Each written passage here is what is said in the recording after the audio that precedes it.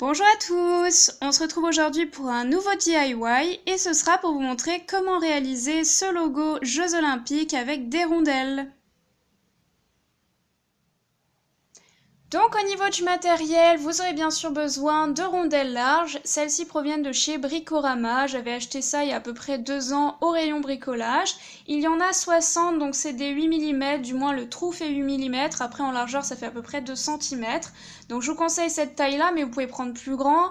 Et puis si vous n'avez pas de rondelles comme ça directement, si vous devez acheter un paquet, parce que là on doit en utiliser que 5, n'hésitez pas à demander à quelqu'un que vous connaissez qui fait peut-être du bricolage ou à votre papa. Ça serait dommage d'acheter un paquet comme ça si vous en avez déjà à portée de main, puisqu'en général c'est des choses que les bricoleurs ont. Après, vous pouvez toujours réutiliser ces rondelles pour plein d'autres choses, pour d'autres DIY, j'en ai vu plein sur internet, donc c'est pas forcément quelque chose que vous allez acheter juste pour ce tuto et puis après vous n'allez plus le réutiliser. On peut faire pas mal de choses avec ça. Après, vous aurez également besoin de peinture en relief. Donc ça, c'est de la peinture pour vitres que j'avais déjà chez moi. Donc en fait, c'était un kit comme ça de 5 couleurs qui provient du magasin C2 €. Donc c'était vraiment pas cher. Et ce qui est bien, c'est qu'il y avait les 5 couleurs pour réaliser le logo. Donc bleu, noir, rouge, jaune et vert. J'ai pas fait exprès, mais c'est tombé pile poil par rapport à ce que je voulais faire.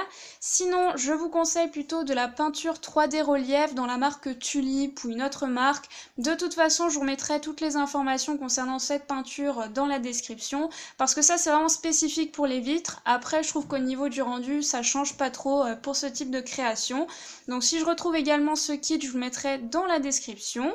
Vous aurez également besoin de colle forte. Donc là vraiment je vous conseille de la colle forte, sinon ça va pas tenir. Enfin on verra bien, des fois je dis ça et puis ça tient pas, donc je verrai bien si ça tient correctement. Vous aurez également besoin d'un petit cure-dent, mais ça c'est facultatif, c'est pour étaler la colle, surtout quand vous utilisez de la colle forte comme ça, pour bien doser, pour pas avoir de soucis sans mettre partout. Depuis quelques temps j'utilise un cure-dent. Et enfin des apprêts, mais ça aussi c'est facultatif, tout dépend de ce que vous voulez faire une fois que vous avez réalisé la création. Donc vous pouvez réaliser une broche, un collier, une suspension ou juste le coller un petit peu où vous voulez. Voilà, passons maintenant à la réalisation. Donc après, c'est très simple. Pour commencer, vous allez prendre une rondelle et la peinture de la couleur que vous avez choisie. Donc sachez que pour ces peintures un petit peu relief ou pour les vitres, vous allez mettre beaucoup de peinture. Mais en fait, le relief que vous voyez quand vous venez de placer la peinture, c'est pas le rendu final. Ça va complètement redescendre. Donc n'hésitez pas à en mettre pas mal plutôt que pas assez, parce que si c'est pas assez, ça va pas être homogène par rapport à la rondelle. Alors que si vous en mettez beaucoup, ça va très bien s'étaler sur la rondelle. Et à la fin, au niveau du rendu, ce sera parfait. Donc je vous conseille d'en mettre beaucoup plutôt que pas assez, franchement. Et après, sachez que cette peinture-là met quand même pas mal de temps à sécher. Donc n'hésitez pas à laisser sécher toute une nuit, au moins toute une après-midi. Vous verrez bien au niveau de la texture que ça a séché ou pas. Comme je vous l'ai dit, ça redescend. Donc tant que c'est vraiment bombé au niveau de la rondelle, ça veut dire que c'est pas sec du tout. Il faut laisser, c'est un peu long, hein, c'est vrai pour cette peinture-là. Même si vous en mettez sur les vitres ou quoi, ça met toujours un petit peu de temps à sécher. Et là, entre autres, comme c'est sur une rondelle, ça met toujours un petit peu de temps. Mais bon, c'est pas gênant, hein, vous mettez de côté. Et puis après, le lendemain, vous avez votre rondelle qui est toute prête et toute jolie au niveau de la couleur. Donc c'est parti, je vais mettre ça sur chacune des rondelles. Donc je vais faire les 5 couleurs, bleu, noir, rouge, jaune et vert.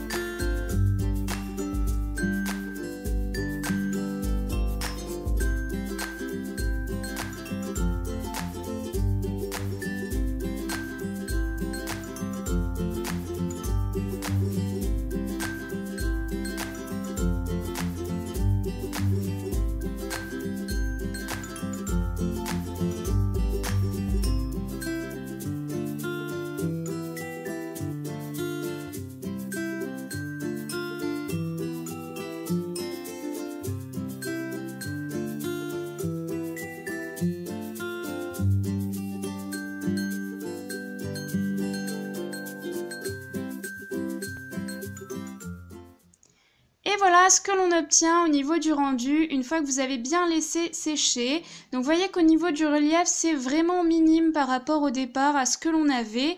N'hésitez pas également à protéger vos rondelles durant le séchage parce que vous voyez qu'il peut y avoir des petites poussières ou des bulles d'air.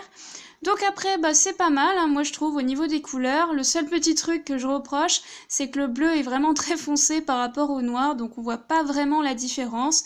Peut-être que dans la vidéo, vous verrez la différence parce que les couleurs sont plus vives, mais sinon, moi, tel quel, là, comme ça, je trouve que le bleu est vraiment foncé. Donc après, qu'est-ce qu'il reste à faire? Il n'y a pas grand-chose à faire. Vous allez placer vos rondelles comme ceci. Donc au niveau des couleurs, il faut bien placer correctement. Donc bleu, noir, rouge. Et après, on va venir tout simplement coller cette partie-là ici. Donc là, vous allez mettre un peu de colle en dessous. Vous allez venir poser ça à ce niveau-là, donc sur les rondelles. Et la verte, vous allez venir la placer là et vous obtiendrez votre logo.